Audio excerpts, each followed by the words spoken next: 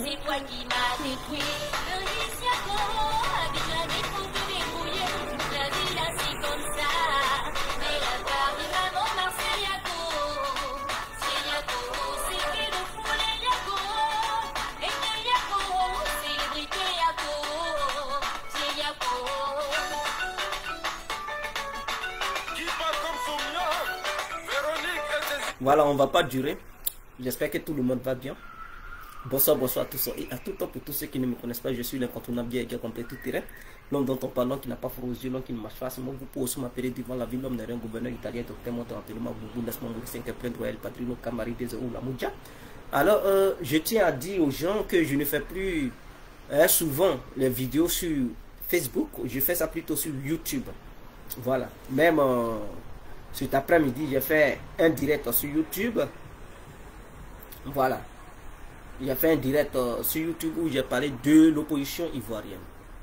Donc pour tous ceux qui aimeraient suivre mes directs sur YouTube, abonnez-vous sur Guégué complet, DJE, ça fait Guégué, maintenant complet, C-O-M-P-L-E-T. Donc ça fait complet. Alors vous tapez ça, vous verrez mon nom sur YouTube, vous vous abonnez et vous suivrez les directs. Alors il y a quelque chose qui se passe au Mali. Donc, nous ne pouvons pas rester muets parce que ce qui concerne le Mali concerne directement la Côte d'Ivoire. S'il y a un danger au Mali, la Côte d'Ivoire est inquiète. Pourquoi je le dis? Je le dis parce que les pays frontaliers garantissent aussi la sécurité de notre nation, la Côte d'Ivoire. Oui, je le dis. Parce que quand il y a des pays qui font frontière au vôtre, et que ces pays ne sont pas stables, mais le vôtre ne sera pas aussi stable. Le vôtre, la sécurité sera menacée. Pourquoi je le dis? Vous constatez que la première rébellion qui... Bon, je ne parle pas des anciens temps.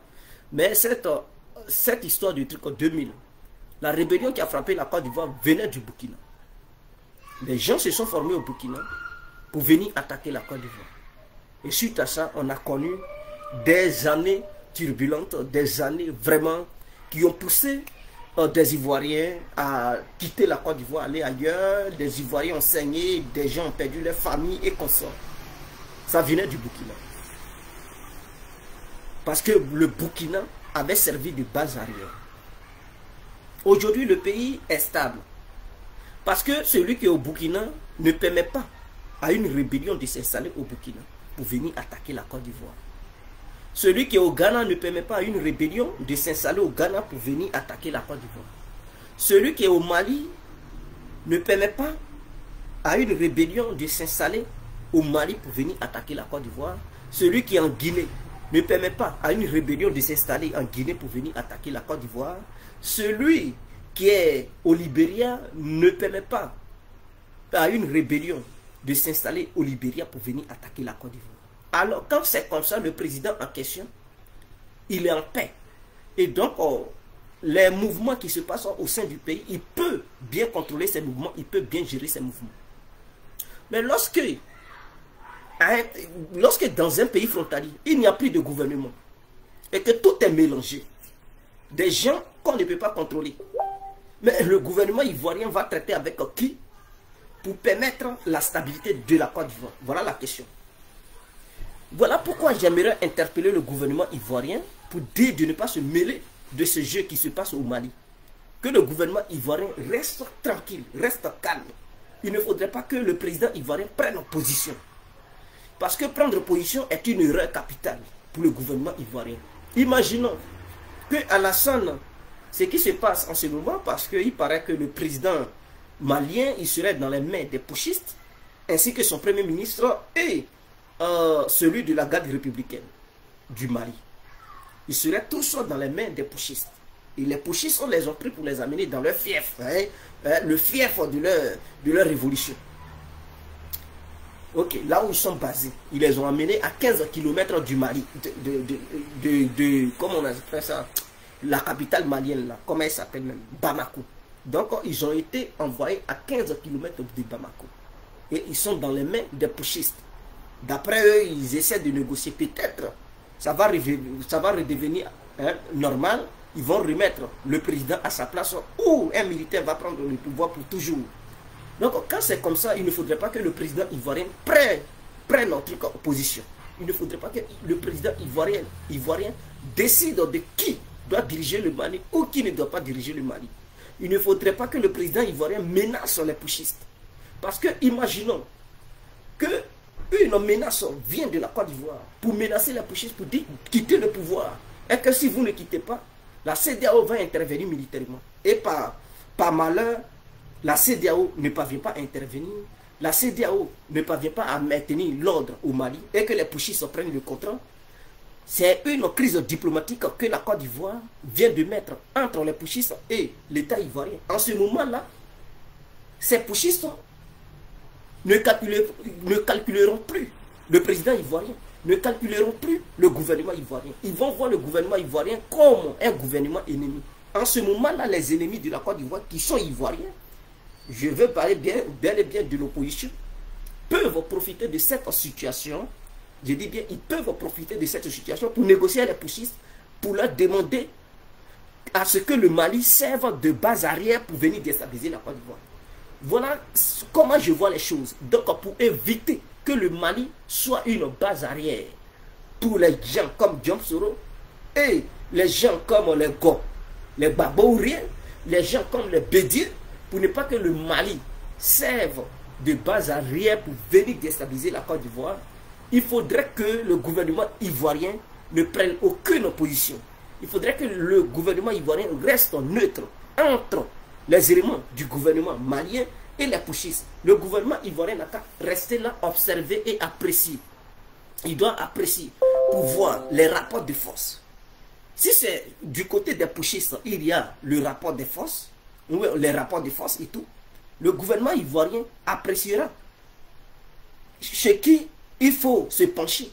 Mais si le gouvernement ivoirien décide tout de suite de soutenir Ibeka coûte que coûte, et que par malheur, Ibeka perd le pouvoir et que les putschistes viennent au pouvoir, vous comprenez que c'est une crise diplomatique qui serait entre le Mali et la Côte d'Ivoire. Or, sans la Côte d'Ivoire, le Mali n'est rien. Parce que la Côte d'Ivoire, c'est des trucs de transit pour les Maliens, à travers le port, à travers bel et bien d'autres choses, l'électricité et j'en passe.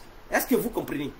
Donc si les opposants ils s'en vont amadouer les putschistes pour dire que non, comme Alassane est là, il a créé une crise diplomatique, mais si nous on enlève, voilà, on va rétablir les liens qui lient la Côte d'Ivoire et le Mali. Donc permettez-nous de prendre le Mali comme base arrière pour enlever Ouattara.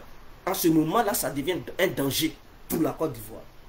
Donc c'est un avertissement que j'envoie au gouvernement ivoirien de ne pas prendre position dans cette histoire de crise au Mali, de rester neutre, d'apprécier et de renforcer surtout la sécurité du côté du nord. Oui, les frontières du nord, y compris le Burkina, frontière burkinabé, frontière malienne, guinéenne, il faudrait, et puis aussi la frontière ghanéenne et libérienne.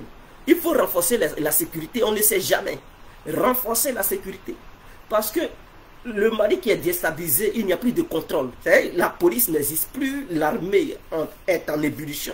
À tout cas, tout est mélangé, confus et touffu. Donc des armes peuvent se déplacer facilement sans que personne ne puisse avoir le contrôle de ces armes. Ce sont les putschistes qui ont pris. Ils ne se contrôlent pas entre eux. Donc des gens peuvent faire circuler les armes dans tous les coins et recoins du Mali. Voilà ma préoccupation. Et nous savons qu'en Côte d'Ivoire, les opposants ils sont déterminés. Ils veulent, leur rêve c'est de faire un coup d'État, c'est de faire un coup d'État. Et ce qui vient de se passer au Mali ne garantit plus la sécurité du Mali. Parce que la sécurité du Mali n'est plus garantie. Il n'y a plus de sécurité, il n'y a plus de police, de gendarmes, de militaires. Tout est mélangé. Ce sont les putschistes qui ont pris le dessus. Nous savons qu'il y a des voyous, des terroristes au Mali qui règnent au nord du Mali. Donc quand tout est mélangé comme ça, ça met en danger la sécurité de notre nation. Voilà, c'est ce que je tenais à dire. Maintenant, des gens peuvent me dire, bon, Guégué, tu fais une fausse analyse. Bon, moi, je n'en sais rien. Mais c'était pour demander au gouvernement ivoirien de faire très attention, de ne pas prendre position. Parce que prendre position, c'est une erreur. Quand c'est comme ça, on ne prend pas position. On s'arrête, on regarde la scène, on apprécie. Voilà, ceux qui vont prendre le pouvoir et puis le gouvernement ivoirien pourra envoyer des émissaires pour faire une négociation et rétablir des liens forts pour éviter que le Mali soit une base arrière pour des terroristes qui voudront déstabiliser la Côte d'Ivoire.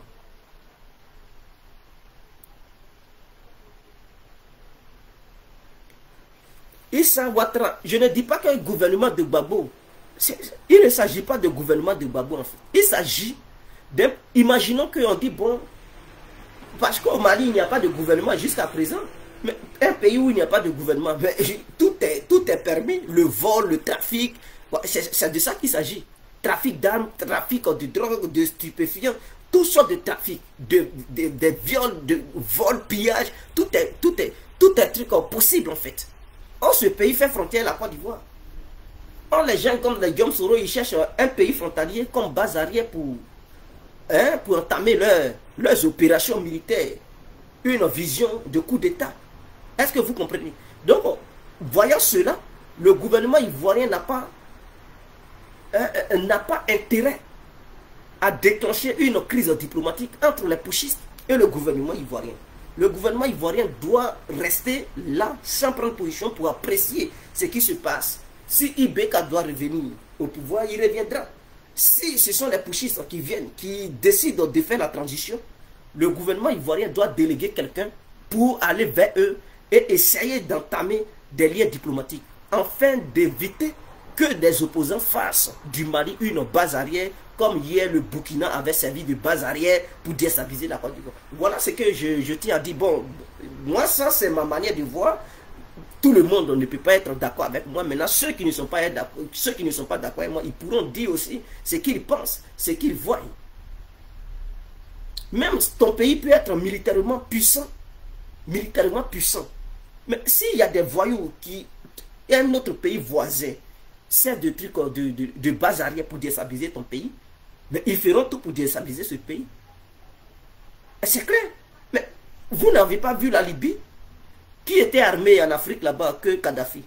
Dans nos pays africains noirs, qui était armé que Kadhafi, la Libye? Kadhafi était armé jusqu'au temps. Quelqu'un qui a failli faire un truc bombe atomique. Ça veut dire qu'ils avaient une certaine technologie, voilà, en matière d'armement. Ils connaissaient certaines choses. Mais ce pays a été déstabilisé parce que les pays voisins ont servi de base arrière pour que les gens puissent déstabiliser la Libye. Si les pays voisins n'avaient pas permis à des terroristes de se former et d'entrer en Libye, mais la Libye n'allait pas connaître la déstabilisation. C'est ça. Donc, la sécurité d'un État dépend aussi de la stabilité de l'autre État, qui est son voisin. Est-ce que vous comprenez? Donc, c'est tout ça là, je vois, et puis je dis, le gouvernement ivoirien doit faire très attention. D'ici, après-demain, s'il faut envoyer quelqu'un, un émissaire, qui va quitter en Côte d'Ivoire pour aller voir et dialoguer avec ceux qui vont prendre le pouvoir d'ici les 72 heures, dialoguer avec eux, pour créer un certain lien entre les putschistes et le gouvernement ivoirien, ou bien entre les nouvelles autorités qui vont venir là et le gouvernement ivoirien, afin d'éviter toutes sortes de magouilles, toutes sortes de trafic d'armes à partir du Mali vers le territoire ivoirien. Donc voilà ce que je tenais à dire.